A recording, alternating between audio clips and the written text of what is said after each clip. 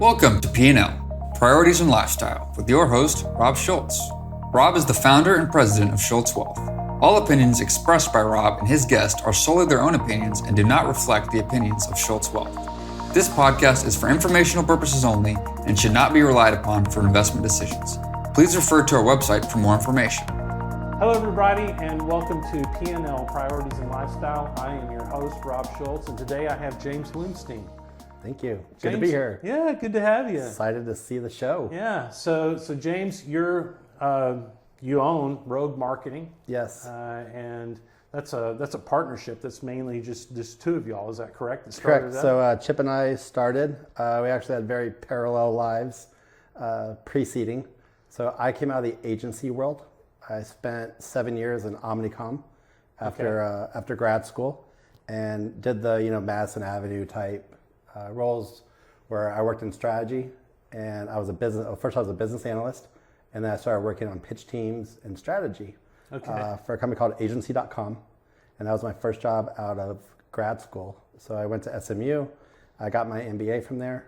I previously worked for Verizon in marketing. Okay. And felt like I wanted to get into like the marketing side of marketing. The marketing side of marketing. Is that marketing if we just kind of say the same word over and over again? Yes, it is. Okay, just check. And more specifically, I really got into like consumer insights, industry analysis, competitive intel, like why things happened. It's almost like the stock broker approach to marketing.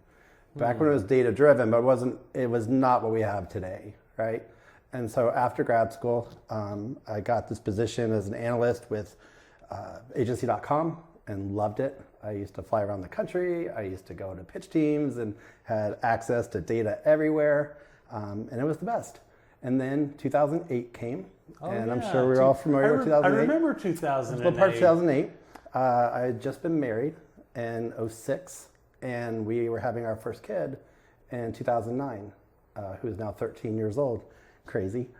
And at the same time, I was working on a project for Kia, the auto manufacturer. Okay. And car sales weren't going very well.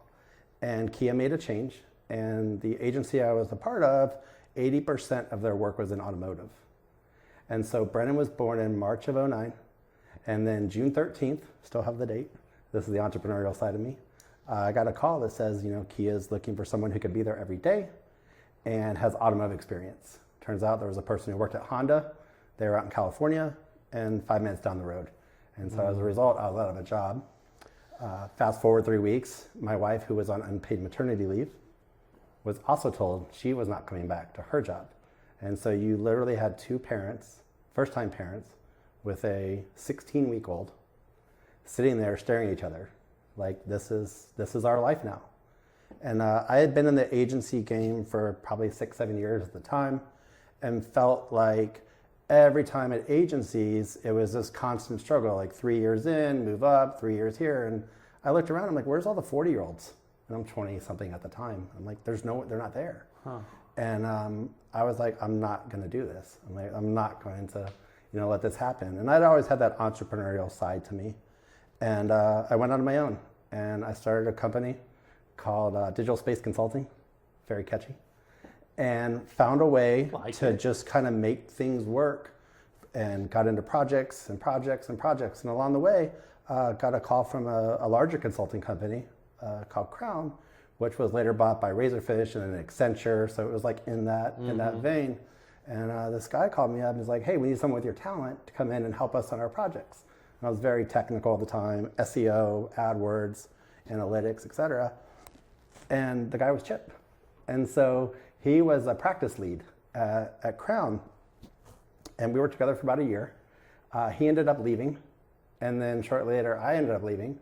And then went back to running digital space. Found projects and opportunities. I'm like, I think Chip would be great on this.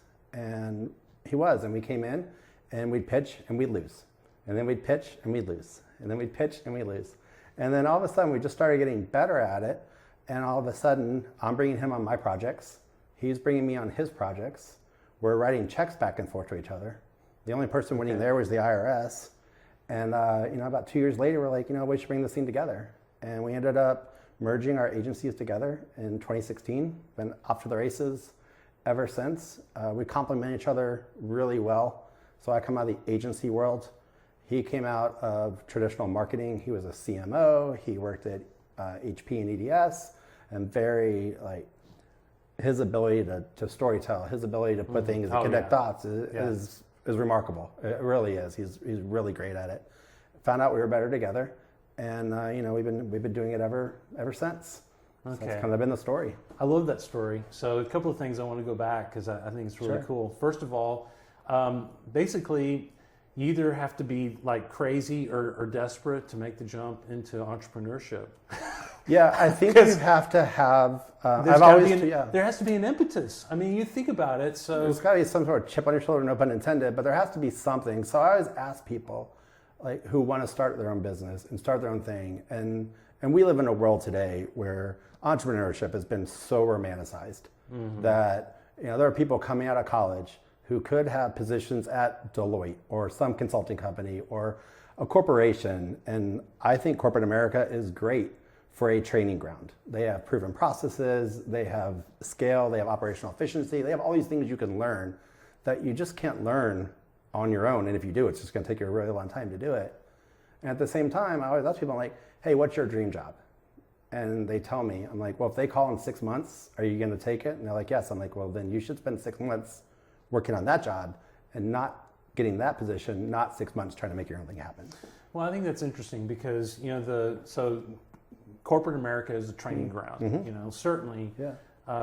It can also be a trap because Austin and I were talking about this just this morning, that corporate America will pay you a lot of times just enough to make it really uncomfortable for you to go do something else, for instance, on your own. There's no question that's there. And there are certain industries, and you said it, or certain jobs, I guess, you have that are very demanding in the corporate world that, take a lot of creativity, a lot of travel, a lot of effort, a lot of energy.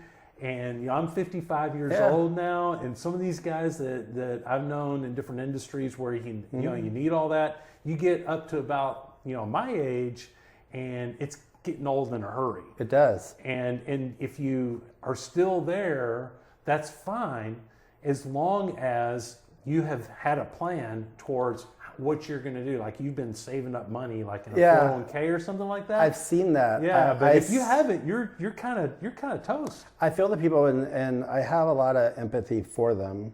I also feel like you're either born with some sort of entrepreneurial side to you. Like I don't think you can certainly make the skill better. You can learn operations and finance and accounting and all these other parts around it to go to a business. But at the same time, there just has to be some inherent thing in you, whether it's the chip on the shoulder, the people who held you back, you have to have that on some level somewhere. And so I always ask people, like, if they're starting, were you a high school athlete or a collegiate athlete? Did you have older siblings? Were you in the military? Those I think are just great proving grounds for what it takes to just sit in the water every day and let waves come and crash at you. And then the next wave comes. It never stops. And if you're the person who's like, hey, I'm gonna go take my 2 weeks off, which you should and you can, but if you're not thinking or thinking forward, then I think that's where burnout happens really, really fast. And I think people get romanticized by it. And at the same time, I think they're losing out on that other opportunity to get that proving ground. There's a long life ahead of you. And if you're gonna do this from 22 to 26, you should go do that, and then you can start. But you have to have the plan. And to your point earlier, I see a lot of people who get to that 40, 45, 50, 55, 60 in very demanding professions, medicine and law, specifically in accounting, that you're kind of stuck in this world now. You make too much to go out and start your own thing. They keep you around long enough, to your point, to keep you interested. Until, of course, they replace you. Until they replace you with someone who's faster, younger, and cheaper. Yeah. And at the same time, you don't have that, if you don't have that other thing, the hustle part, it's going to be really hard to go out and start your own thing because you've been surrounded by people around you who make you great at your job. when you work at a large consulting company or a construction company or a medical office or a law firm, there's so much infrastructure around you to make you successful. And thinking about how much non-billable hours go into a billable hour, it is astonishing. And yet, when you go out on your own, if you were to sit here and say, "Oh, I'm going to bill 40 hours," I'm like, "Well, that's fantastic," but you have to put in about 110. So to be able to get like 30%, like if you were to work 50 hours a week, to be able to bill by yourself as a freelancer or whatever, to be able to bill 20 to 25 hours a week, you are doing incredibly well. And you are actually a well-oiled machine at that time. And I think too many people get caught up in this. I make 100,000 or 200 or 300,000. There's 2,000 hours in a year. I could totally do that and make triple. I'm like, you can, but you have to put in triple the amount of work. And you also don't, you get to a point where you realize how much non-billable time goes into that billable hour. Yeah, and sometimes I think of it, so corporate America is very, very good at being efficient. Mm-hmm. I think that when you're an entrepreneur or in the service industry like we are on a smaller scale, you don't have to necessarily be efficient, but you have to be very effective. And I think those are two different things. And we talk about that here a lot, because we'll all get together in a room and spend a bunch of time. And it's a good conversation. It's not very efficient because we could all three be kind of actually doing our jobs, and probably get a lot more done. Yeah. But it's very effective. Mm-hmm. And we try to think of it that way. And sometimes you have to do that. I think that, just there are two different types of entrepreneurs too, I think. Yeah. So you and I are kind of the same because we're in the service industry, mm-hmm. and then there's another type of entrepreneur that they invent stuff and they actually, our stuff is not like, you don't build things like manufacturing. Yeah, you can't go. It's very different. It's our experience and those things that we learned when we work for bigger companies that now we're able to bring to people.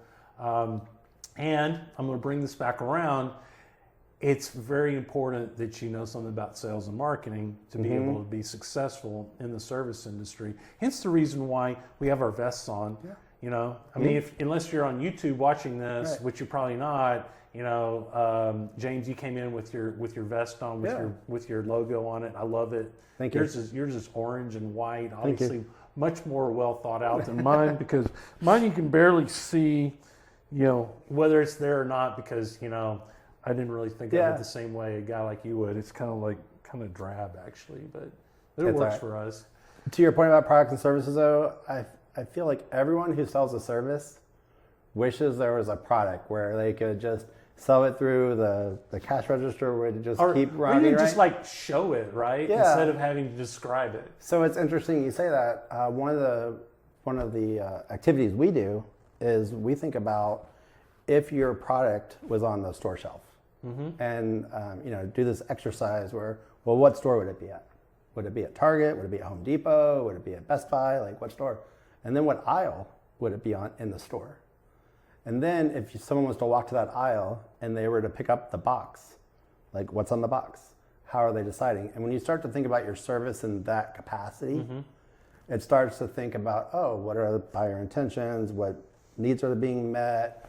How are you overcoming their objections, et cetera? So it's a fascinating exercise. And probably the best way to see it in real life is go to a supermarket. And that's where the idea came from. Go to a supermarket, stand in the milk section. And you will see tons of different milks out there. There are so many different types now, right? And go and watch how long it takes someone to get their bottle of milk. You will rarely see people go and compare. Like they already know what they want. Oh, so they just walk right up. They just walk right up to the thing they want. Huh. And you get all these like startups and things and the oat milk and the skim and the soy and the peanut free and all the different types.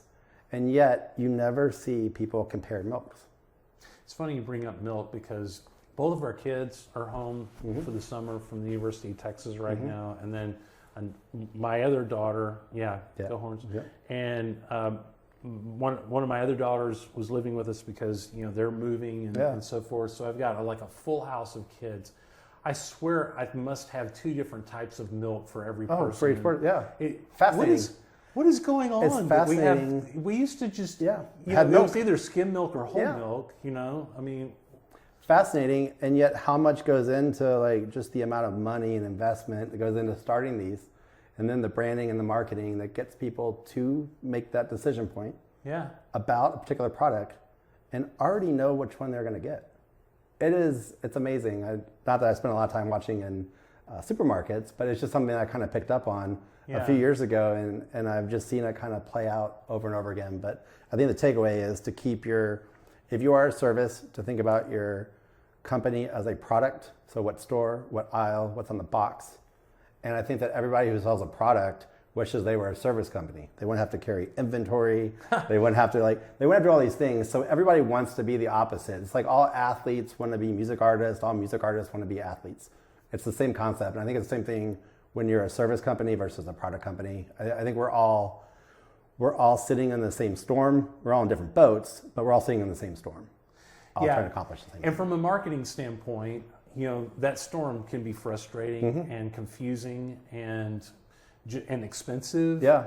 All these things, you know, so, you know, as we build our businesses as entrepreneurs and so forth, and we get to different levels, we start learning more and more about marketing. It's less about, you know, those initial pitches like you talked about, and then it's more about some infrastructure, bringing in third parties and so forth and so on. Of course, that's what you do for a living. It is. So take us through a little bit some of these different stages that we may hit as we start to grow, and what kind of marketing needs we're looking for and how to solve those. Yeah, I think that there are inflection points, and the problems that a solopreneur faces, and you know, $100,000 in revenue, $500,000 in revenue, are, yes, they're marketing challenges, but they're not the same as 10 people and 5 million or 20 people and 10 million. Like, it's just a different game.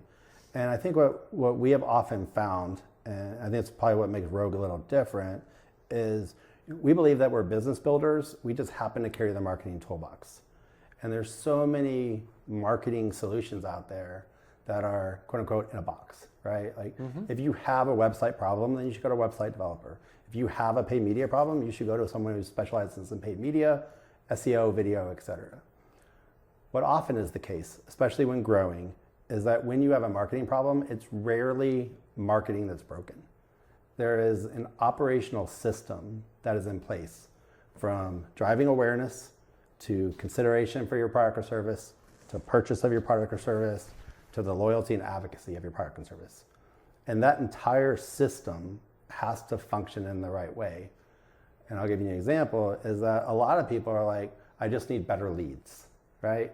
Well, if I got you 1,000 leads, aren't you just exacerbating the problem on the back end, right? Yeah, if you don't have the system. If you don't have the system in place. Yeah. We worked with a company a few years ago, this was probably 6-7 years ago, and they're like, it was an association. And their whole challenge was, we are losing members. And so we went through, and in that example I just gave you, went and looked at their system and looked at retention rates year over year. And it turns out, after looking at data for like 20 minutes, I'm like, oh, year 3 is your problem.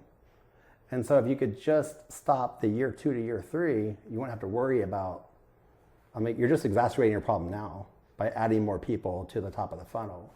And so to be able to come in. Because they're falling out right. on the end. Almost sounds like a chamber of commerce or something. Very similar. It was a high tech. It was a high tech association. Because you kind of get in, and then right. if you don't have a system or process, and and that's something in software. financial services too. Yeah. We have a system and process to engage our clients on an ongoing basis. We feel like that's really important. Because it's a lot easier and cheaper to hold on to a good client than it is to acquire a new one.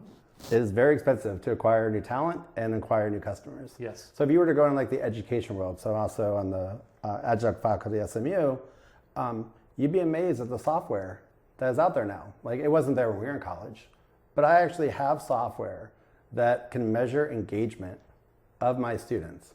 Not only how much are they checking in, how far down the assignments they're reading, how long they're spending on specific test questions, how long it takes them to finish the test, how many times they go back and look at their previous answers, right? And so I have all this intel and analytics that can be used and curated to decipher engagement, to decipher their ability to retain the knowledge and be able to extrapolate and use it back, where we didn't have these things 15, 20 years ago. And the same thing would be true of your customers, right? Like right. so many people spend on HubSpots or Salesforce or any of these tools. Tools are great.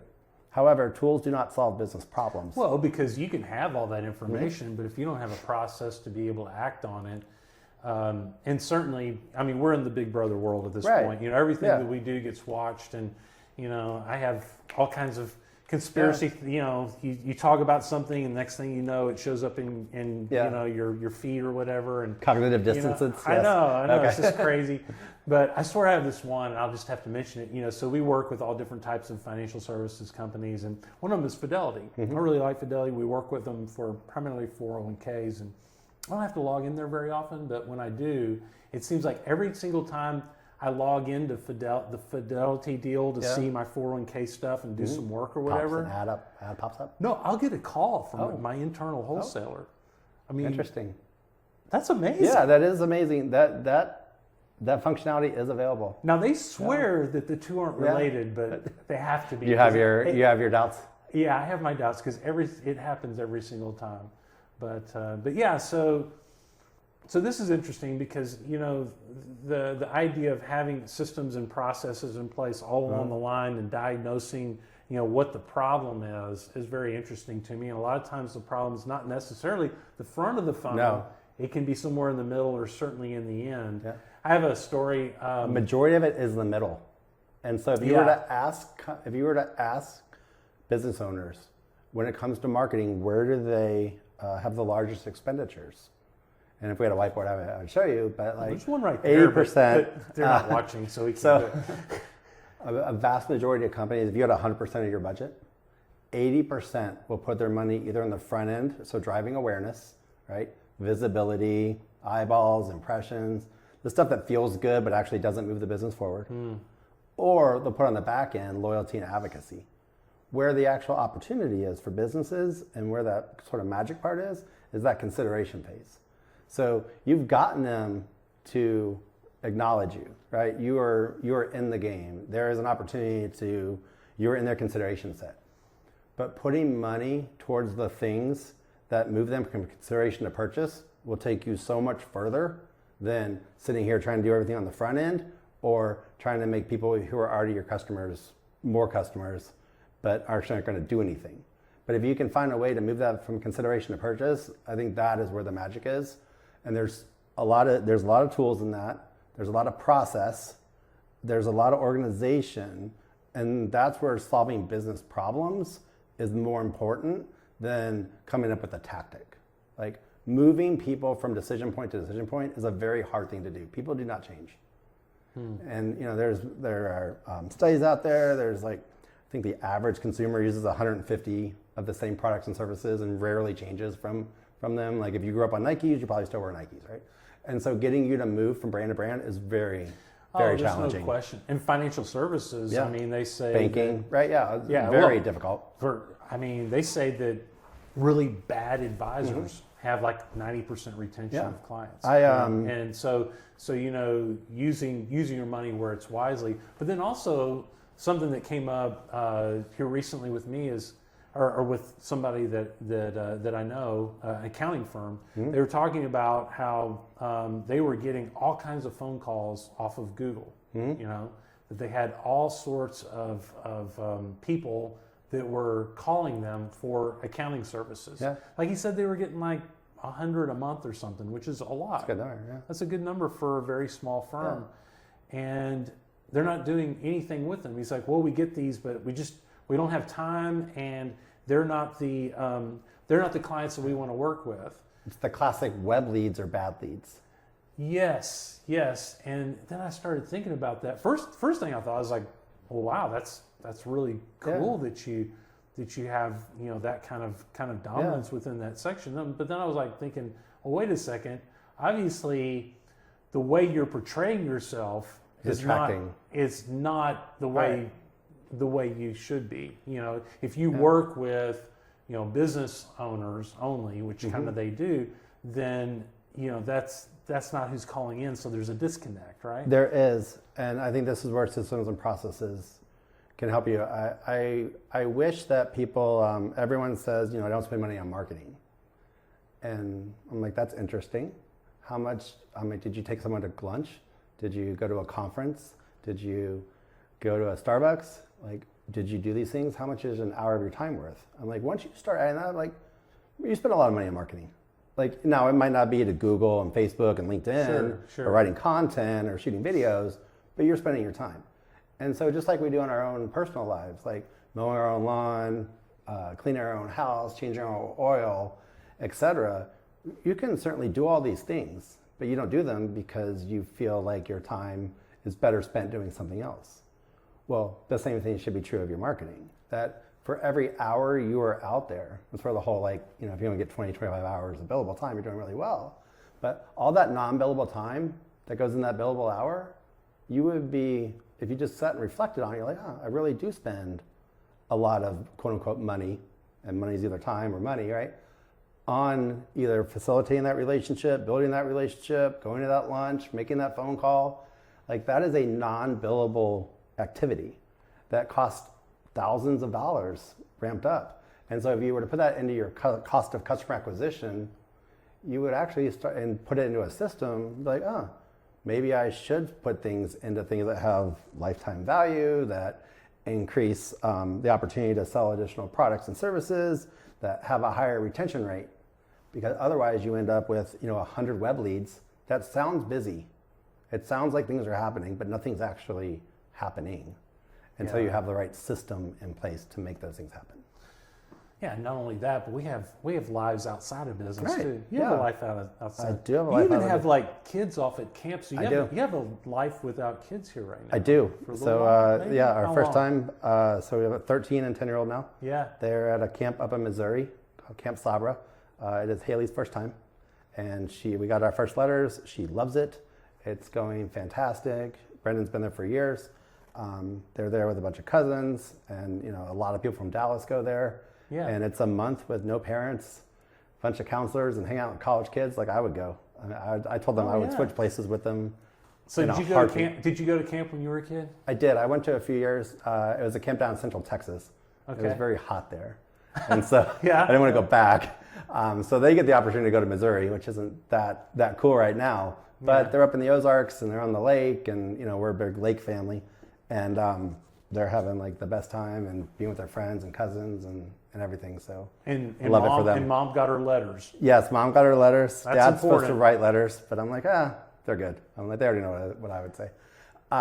So we get pictures every day, and it's a whole different experience. Like when we were growing up, you actually had to mail the letter, right, to your parent. And so I was about to ask. And then letters would get mixed up in time. Right. Well, the way you do it now is they write a letter, and like they're going to send it, and then the camp scans them, and then shoots them out to the parents. So if they wrote a letter yesterday, we'd probably get it tonight, and then we'll write a letter back. They'll get it tomorrow. So they're always like one day behind, but that's how it works. No float at all. Okay. No float. Okay. And then sometimes it feels like you're at camp because they have like the little Facebook groups, and you can see all the stuff they're doing, and it looks like they're having an absolute awesome. blast. That's great.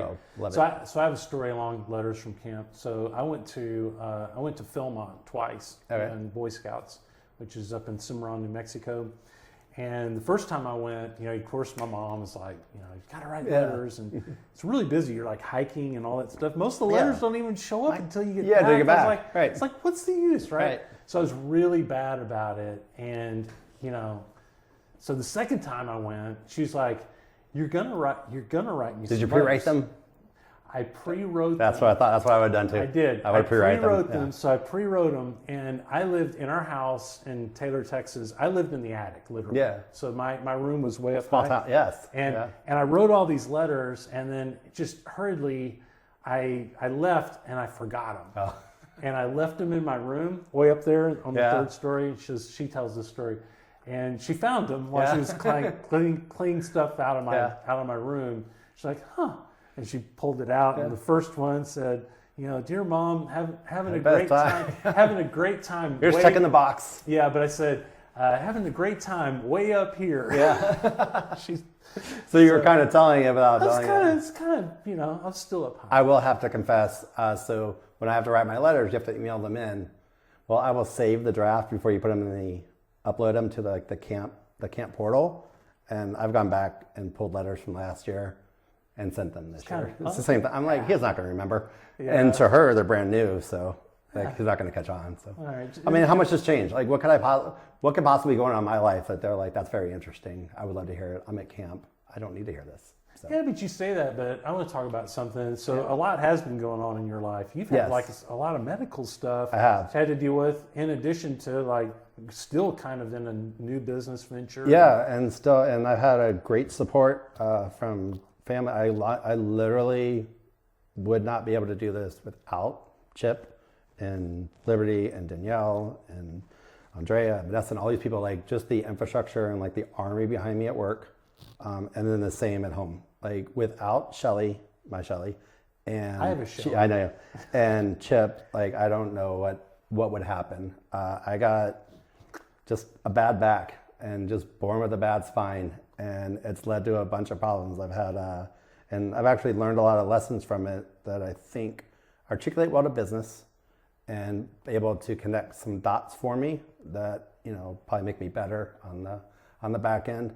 I am very grateful and thankful, although I've had my share of problems, chronic pain, surgeries, torn things.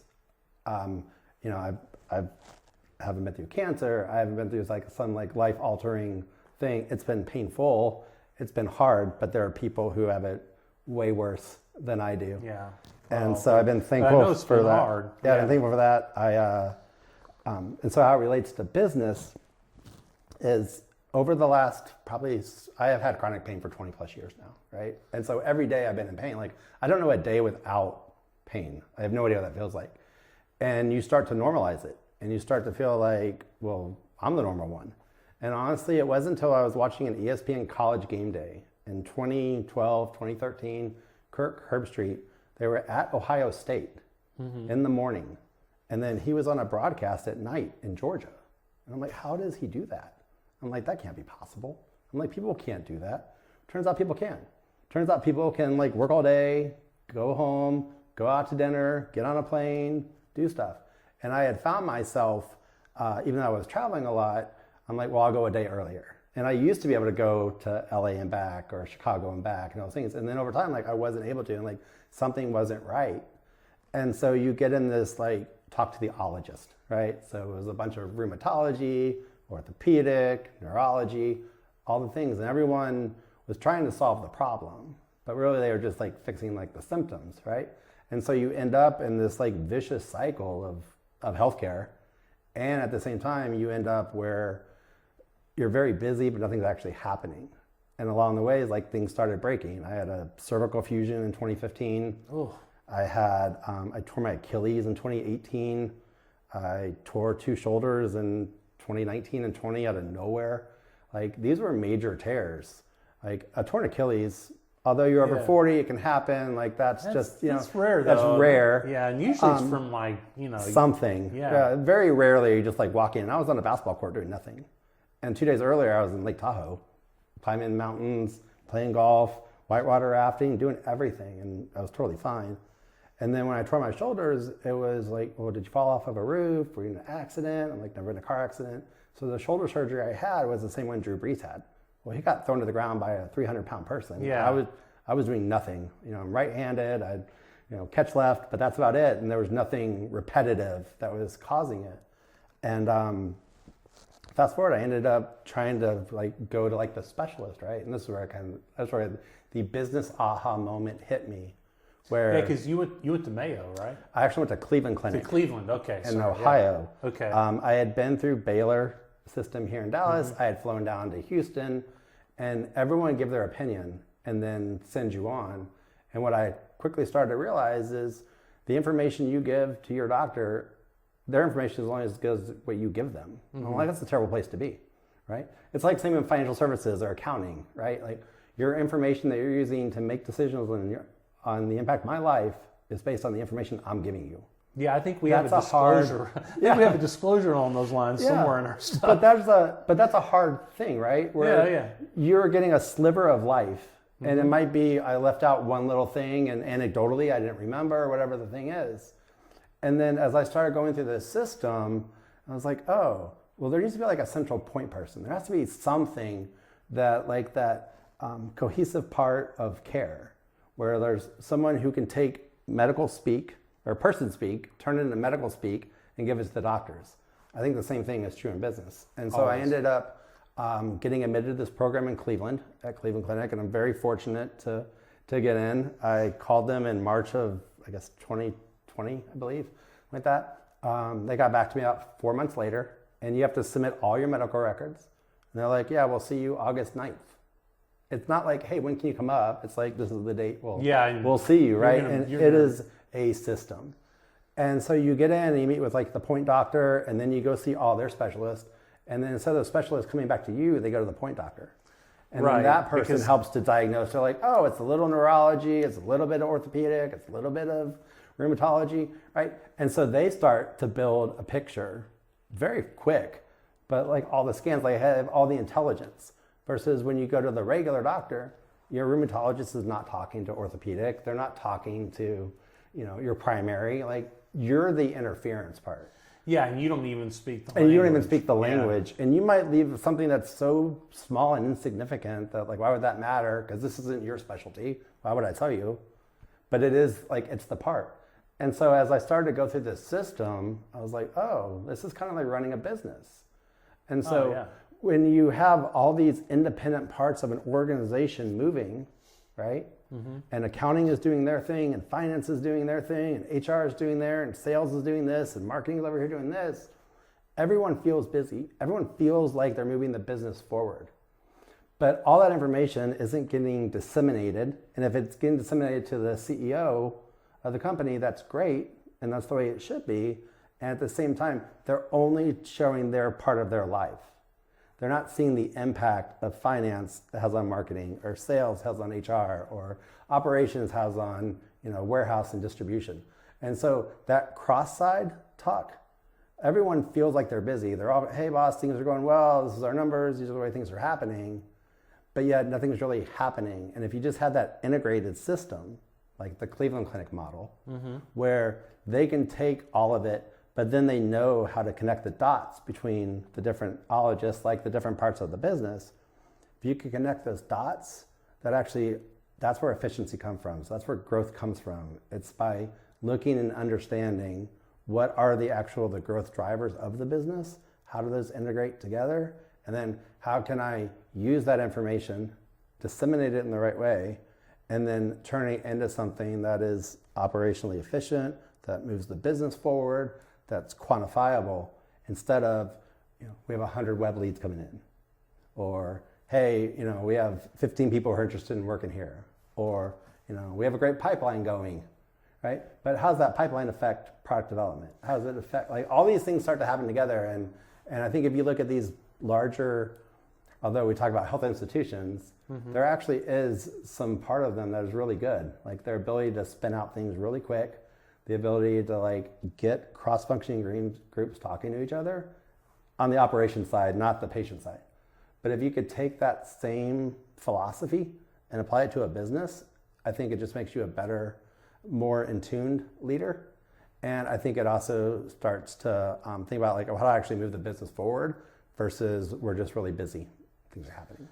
I think a lot of times that role of the general physician is a lot of times that would be you or that'd be me, which requires that we have to know enough about each of those departments to be kind of almost dangerous, right? But not enough to be able to make the impact of how they work. Yeah, and then like you said, and then coordinate there's a lot of and that's a problem in business, a problem in healthcare, with everything, that you are basically, when you go to your doctor, you get 20 minutes to pitch your story.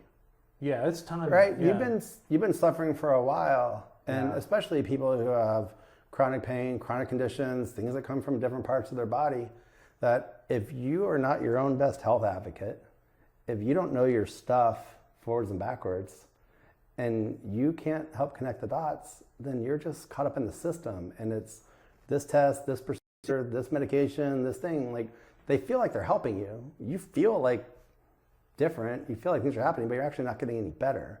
Like, and that was the cycle. And it literally took being in the cycle to realize what was happening, and then be able to do something about it, and at the same time be able to like push forward and really learn that, you know, in life or medicine or any business, that you have got to be your own best health advocate for yourself, and you have to learn to fight for yourself in business and in medicine. And at the same time, like, you have to be able to go in and kind of like prove your case. So every time I went to a Cleveland clinic, I had a binder, and I would literally study it on the plane. Because I knew I only had an hour's time of like one of the world's best neurologists or one of the most fascinating rheumatology people, like people who just think on a different level than anyone I've ever met in my entire life. But when you walk in, they can't be like, so what's wrong? I'm like, well, let's just have a conversation. Like, they don't have time for it, right? Yeah, you got to be efficient. You got to be efficient. And so I would treat it like going to a job, where I went through every medication, I knew every treatment I had, I know every order of every procedure, I know every epidural and steroid injection, and like to the number.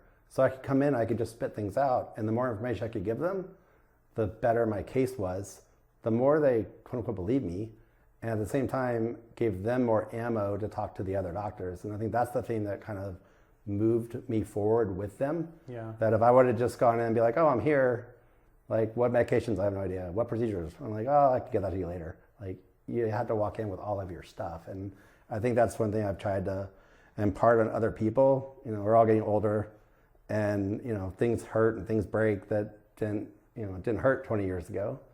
And even being married to someone in family medicine and just realizing how much they go through and how little. It's like you're there and you feel like you have all their attention, but you don't. Yeah, because right? They have 25 patients a day, 30 patients. They're overworked and stressed just like everybody else. That you have to learn to be your own best health advocate. Like, you have to go in with a plan, and you almost have to go in with a pitch. That if you're not working in with a pitch and what you're trying to achieve, kind of like meeting in business, if you're not doing those things, you're just going to get caught in the take this medication, try this treatment, go to this PT, try this brace, but you're just treating the symptoms. You're actually never solving the problem until you get to a point where you're like, you have to go somewhere and solve the problem. Yeah, so you have to stand up for yourself. You do. You also have to accept the fact that everybody has their own jargon. You know? Yeah. Financial jargon is awful for people that don't know it. A lot of the jargon. Man, marketing has its own. It's terrible. I mean, I was on the phone yesterday. I was having an issue with the website, you know, and I stood on hold forever with GoDaddy. And then I talked to somebody who's really smart, you know, and knows what they're doing.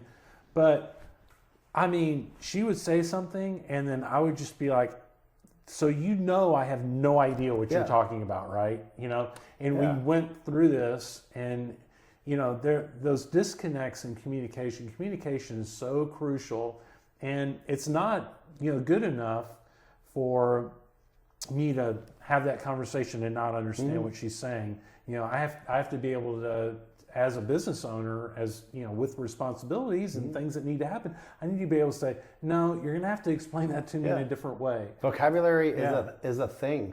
You know, there's a vocabulary in law. There's a vocabulary in medicine. There's a vocabulary in car maintenance. You know, there's the vocabulary marketing. But we have to learn how to say things in a way that people that aren't in that world can understand it. And at the same time, I think people need to, you know, kudos to you for asking. I don't understand it. Yeah. And explain it to me differently. Like, it's not overly complex, right? You know, it's just language. It's just language. You know, we're not landing on the moon here. And at the same time, like, we can figure it out. We're all pretty smart people. I even do that, you know, teaching my own class. Yeah. That probably about 5 years ago, I created a vocabulary list. And I'm like, you know, this is dumb. This is 8th grade. And at the same time, I'm like, you have to know what these things mean. And actually, when my students go through and give their, you know, final presentations, I'm like, if you say CPC and you meant to say CPM, I'm like, I will dock you. I'm like, I'm a pretty fair person, but I'm like, vocabulary matters.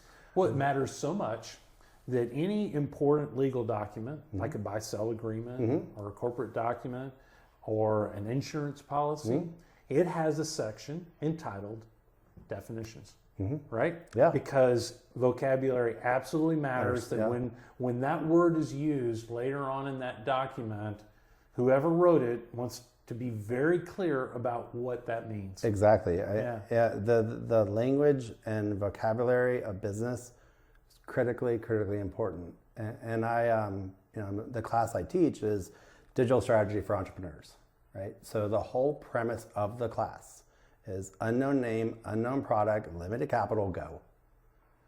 And when you come out of business school doesn't teach you to be a better business person. Business school teaches you how to think differently. And so I always joke that when people come out of graduate programs or graduate school, you're not better at the thing, right? You're a more knowledgeable person, but you're not better at the task of it. Like, you've spent all these years scrimmaging, right? You've been going at half speed. You've been, running against fake defenses. Well, now it's real speed, it's real pads, it's real, and it's real quick. And so when things come at you, you have to be able to prepare for that moment. And so if you're the CEO of a company and you're, from my world, the marketing world, and your marketing person comes to you and says, oh, we got this CPC, this is our ROAS, this is our thing, and you don't know what they're talking about, you don't know if it's good, but they think it's good. Because in their world, the way they're looking through that lens, it is good. But to the point earlier, how's that impacting the other part of the business? How is that interfering with operations? What is that turning into lifetime customer value? How are we getting past the growth points of our business? If you're not thinking about it that way, everyone who works for you thinks it's all going right. Well, that's just critical thinking, is what it is. It's thinking differently. And having the ability, this person just said, hey, our CPC is this, our ROAS is that, LTV is here, number of clicks, this is our bounce rate. And you're like, that sounds great. What does it mean? But what does it mean? How is it actually impacting and getting people through that awareness, consideration, purchase, loyalty, and advocacy? Yeah. As a critical step. Yeah. So that's why I teach. And I would be remiss if I didn't mention, it's just before we talked about your medical trials, is, you acknowledge the fact that people around you, Chip and Danielle and all the folks that, supported you through all that. It hasn't happened yet that I've had a successful entrepreneur business owner come in and say, oh, well, I did this all on my own. Yeah, okay? It doesn't. First time it happens, that podcast probably won't make it into the feed. But it probably won't happen because it's just it's so critical to have these people around us and to understand that we can't do this stuff by ourselves. It takes good quality people around us to make it happen. Yeah, we call it who's going to be on the bus. Yeah, and I mean that's in your personal life and your professional life as well. I have found, and I think when we're all 20, we all think we can do everything, right? I think it kind of comes with age. But I often look at, outside of business, I look at music artists, I look at movie stars, I look at athletes, and just what goes into making them successful, that billable hour, right? Yeah. How many things have to happen for that billable hour to happen for LeBron James, for Mark Wahlberg, for The Rock, for Scarlett Johansson, right? How much infrastructure around them to make them successful. That's why I think people get disillusioned. Right? It's the same thing at working in corporate America. If you're the VP of something or the director of X or the SVP of something, how much was around you that made you be able to do the thing you're good at so you could do the thing you're good at? No, it was tons of people, support, training, and practice. No different, printing, all of it. Calling to fix the website, emptying the trash, keeping the AC on, all of those things go into it. And if you can't do all of those different things, I think that is the mindset too. And I think there is something between people who are entrepreneurs versus people who are entrepreneurial, right? So a lot of entrepreneurs will sit there and I can do this, and I got the 10 different projects going and all things, and you're just running around, you're busy, stuff's happening, But when you're entrepreneurial and you can kind of create the system and the operations and understand the inputs of the business and what it takes to run the business, and then be able to have that level of critical thinking, the ability to execute, the ability to pull the trigger, the ability to make things happen, like that is where I think growth comes from. And I think athletes are the same way, right? Like everybody wants to wear the jersey on Sunday, but all that work Monday through Saturday is what it took to wear the jersey for 3 hours. Like, and we forget because sometimes it looks really effortless. It looks especially it's designed. Like really good actors or really good comedians and stuff. You watch them and you're like, oh, well, they're just they just naturally are like that. No, they're not. They work. They're not. They work really hard. They work harder than you do, right? They work so hard to make that look so easy. Yep. Like that is, and that's all we're all trying to do. But everybody sees the the chapter 20 version of somebody, right? And they try and compare it to their chapter 1, and entrepreneurial speaking, right? And so you can't compare your chapter 1 to their chapter 20, right? And you have to go to build the right support and stay calm and stay in the moment and all of these things. I think probably where you're going with this, and like one thing I have definitely learned in business and try and tell other people is your ability to do the thing, right? Make the product, do the service is important. However, what's more important to grow and build a business is your ability to overcome adversity, your ability to make decisions in a sea of utter darkness are way more important than your ability to do the thing, right? LeBron James, naturally gifted, right? I mean, just a God-given talent to Tom Brady. Like, all these people, there is a talent level there that very few people have, if at all. The same thing is true of business leaders too. Like, you could go back and look at entrepreneur leaders. There is just something in them that is just so magical, and just that little part. You might have a little bit of it. They have a lot more. But the ability to overcome that adversity, the ability to make decisions in a sea of utter darkness and chaos, if you can do those two things, you will be far more successful in growing, being entrepreneurial, than you would if you were just, I'm really good at making X. Yeah, absolutely. Because those great athletes, they have to make that point when it counts at the very end of the game, right? Look at you can be like super talented and still choke. There's a lot of those out there. Yeah, right. But that you can't afford to do that. There's a lot of first round draft picks that never really make it. Yeah, and then there's a lot of others who do, and then I think, in my opinion, it comes down to their system. I think they have the right infrastructure around them. If you were to just go and research Tom Brady's off-season training, it is relentless. It is amazing, right?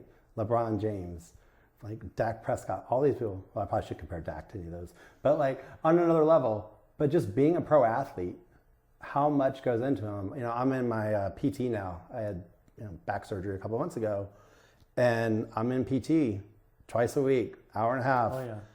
And it's a place where athletes train too. And just to watch them, what it takes and what they're doing at 10:30 on a Wednesday or 2 o'clock on a Friday, it's amazing. Like, you just sit there and think they just do nothing in their off seasons, but it is it's a full-time 12-month a year job. There is no real off season for athletes or entertainers. I listened to a podcast with Bradley Cooper. Just what goes into his stuff to make these movies and do these things, like, it is a grind, and I think you have to love the grind. You have to love it, and you have to embrace it, and you got to go do it. Yeah, I think you have to like myself. I like winning, but I actually love the chase part, which is weird. I think it's a messed up thing. Like, you have to love the loss. You have to love the getting punched in the face, and you have to love the being the smartest person in the room at 10 a.m. and the dumbest person ever, right, at 2 p.m. Like, how could you possibly do anything in marketing? And then 3 hours earlier, you're like, that's the smartest thing I've ever heard in my entire life. It's the same thing. Yeah. And same thing in financial services and law, like even kind of in medicine too, honestly. Like, we give doctors a lot of grief, but like, they're really good, and there's other people like, that's the dumbest person. I'm like, they're not dumb. Like, they're actually really smart at what they do. You just have to be able to connect those dots at the same time. I think that's a really important part for entrepreneurs. Yeah. The grind part. Well, so from a marketing standpoint, obviously, y'all are open for business to be able to help folks from a marketing standpoint with your agency. Is there a good way for people to get in contact with you if they're interested in talking further about these things? Absolutely. So you can visit our website, gorogue.net. You can also find me on LinkedIn and Twitter and Instagram. And we look at marketing differently. I think there's a lot of people who get caught up in this agency game, right? And there's sometimes where I think agencies get a bad rap, and some of it rightfully deserved. But I also feel like where you are in the context of your business. And so I think we've talked about this before, but like when you're a company and you're growing, there's this like natural vicious cycle that CEOs and organizations, specifically in mid-market companies, have, and they fall into this trap. And the trap is usually they came from a larger company, right? They worked at a Fortune 500, now they're in this venture, but all they know about marketing is their days at GE, their days at American Airlines, their days at Kimberly-Clark, their days at Ford, right? Where they had all this infrastructure and they're surrounded by the big consulting firms, the big digital agencies, tons of research and tons of, just people to make things happen. And what ends up happening is they come down to the smaller place and they're like, where's all the big people? Where's the big agency? Where's all the support I had? They forget the power of an email address. And so when you worked at Ford or American Airlines or Kimberly-Clark or Southwest or Bank of America and you emailed an agency or your marketing person, they answered because it was name at insert big company here. And so people jumped. Well, now you don't have that. And so now you're just a regular person. You might feel like you're big and big things are happening. That might be true, but never underestimate the power of an email address. And so when they come in and then they bring in the consultant, right, their buddy from so-and-so days, they start applying the same strategies and tactics that worked at the big corporation. The one that had spent hundreds of millions, if not billions of dollars of building their brand. Right. And they can afford these luxuries now. They can run that campaign, they can do this test, they can do this event, they can make all these things happen. But yet when you're a small company, you can't do that. No, you have to be much more You have efficient. to be more efficient, but you can't apply those ideals. And so the vicious cycle, and this is usually companies $1 million, $5 million, 10, 50, 75, like in that, in that range, where they get in the cycle of they bring in the outside consultant, the CMO is going to come in and help them. They're going to build the right strategy and plan. It's going to look amazing. And then they're going to say, all right, go do it. And they're like, well, I can't do it. Where I worked, I had a team of 20. Like, we had all this infrastructure. We could go execute. Like, I don't know how to do website stuff. I can't do Google Analytics. I can't tell you how the CRM works. I'm just telling you what you should do. Like, here's the playbook. So they're out, and then they're like, well, I'm going to hire a bunch of 20-something-year-olds who are going to come in. They're going to do the playbook. They're going to make it work. But the next year is going to come around. And you're like, what should we do? And they're like, I have no idea. I'm in my 20s. How would I possibly know what you should do? And then they're like, well, we'll go out and hire an agency. And this is where the vicious cycle just kind of ramps up a little bit. Like, they're going to say, well, my problem is leads. My problem is my website. My problem is my social. My problem is my content. And like we started in the beginning, I'm like, very rarely is the business problem that you're facing directly related to a specific marketing tactic. But yet the agencies that come in are very tactic driven. Like, the thing that made them great is the thing that they always lead with. Yeah. And so you get this like compartmentalization, and all of a sudden you're herding cats. You have this web developer, this social person, this event person, this PR, et cetera. Just like doctors, they all feel like they're doing the right thing. Yeah, and almost and nothing's it's happening. Like, oh, we just need to start over. We're just going to start over. Yeah. And so then like, well, we're going to go to the bigger agency because, they have the big name and they're, off the highway, and it looks cool, and they're going to come in and talk to us. They have vests. And, a great Rolodex of all these big brands they work on. So clearly it's going to work for us. And then when they come in, like, this is your pitch team. And then here's the 20-something-year-old we just hired who's going to tell you how to run your business. And we're just going to charge you a lot of money for it. And so we were like, what if we just change that? What if there was a way and an opportunity for companies to be able to play well in the sandbox together, to find a way to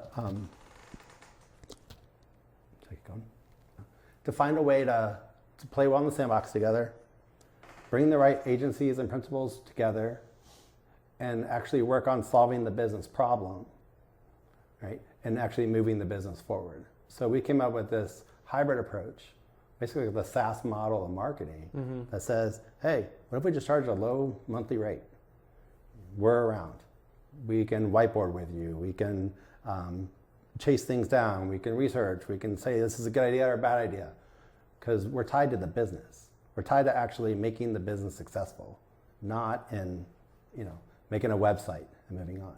Right. And so the Rogue approach has been this business builders that like to solve interesting problems that move businesses forward, traditionally in the 5 to 10 to 50 to $75 million revenue.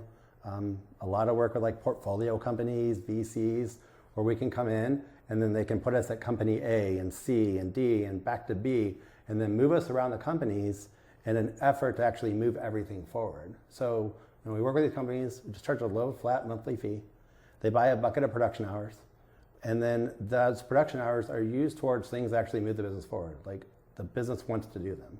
They are valued and they are valuable. They are seen as efficient. And then when the bucket empties, you buy another bucket. And so it kind of gets away from this traditional high monthly agency retainer that sounds great in month 1, 2, and 3, where you get all the love and then it all kind of goes apart month 7, 8, and 9. Yeah. Or just like the project-based, where is good, it's actually good for the agency and good for the client. The problem is you're just looking at that isolated problem. You don't have the opportunity to like get in and understand the business and over time be able to move it forward. And so it's more like ongoing marketing it's consulting. Ongoing, and when you need to flex, when you need to do more, you have capacity. When you don't need it and it's a down season or things are different, you don't have to do anything, right? Yeah. You just kind of keep that constant EV kill going. And we came up with this a couple of years ago. It's been a good way to go. I think that we have found that when we work with companies, and everyone loves their agency in months 0 through 6, but there's this part between months 7 and 9, and more specifically 9 and 13, where you have to keep that engine. Like you have to start working on the non-sexy stuff of a business, the stuff no one likes to do. It's the hard work. It's that consideration to purchase phase.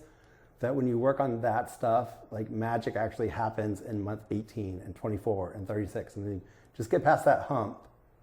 Like there's actually a lot of great things that can happen to your business, and I think that's the world that we live in, and that's the problems that we like to solve. That's good. Yeah, thanks for going through that. That's a great business model, by the way. I think that probably is going to work really well. It's been different. For you.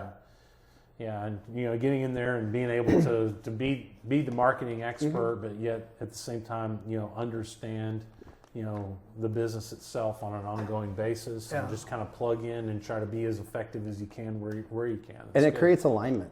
It creates that you as the agency are working in the best interest of that client, because your only real opportunity is to purchase another bucket of production hours, right? Like, and if they're not seeing value in the first bucket, then why are they gonna buy a second? But that's why I'm saying, like, once you can get past that month 8, 9, 12, it averages out. Most companies, I'll tell you this, what we have found is companies that are growth driven, like high growth, they're probably using 30 to 40 hours a month. Yeah. Companies that are just like haven't figured it out or just like need to keep the train on the tracks, probably in the 10 to 20 hours a month. And it's allowed the opportunity for clients to flex up when you need us, all hands on deck. At the same time, hey, we're going to take it back. For this month, we're going to reassess. Let's come in. Let's whiteboard out. Clients aren't feeling like the clock is running on them, right? They're just paying like a low monthly fee, and then hey, we're going to figure it out. And then great, now we have a plan. Let's go execute the plan. It can even be seasonal based upon what your business is. Yes. We have clients that get really, really busy in the summer, for instance, and then they're not as busy in the winter, and that's when that's when you work on the business. Correct. Yeah. And we our DNA is business consultants, like coming out of strategy, being CMOs, being directors of marketing. Yeah. Like, we're not a bunch of web developers, right? We're actually business builders. We think about competitive intelligence, we think about industry analysis, we think about, trends and consumer insights and like, why are people doing this at Milk? How does this relate to the business? And then applying those things to specific businesses and be able to take them across, different industries. At the same time, all of our clients are kind of the same. They're all growth driven. There's an outcome they want to achieve. They know they want to get from point A to point B, but they don't really know how to get there. And if they did, they would have done it already. Right. And at the same time, this allows them that flexibility to build the right team, lift the pencil, and be able to move the bus forward. Very cool. Well, James, we'll put your contact information in the show notes.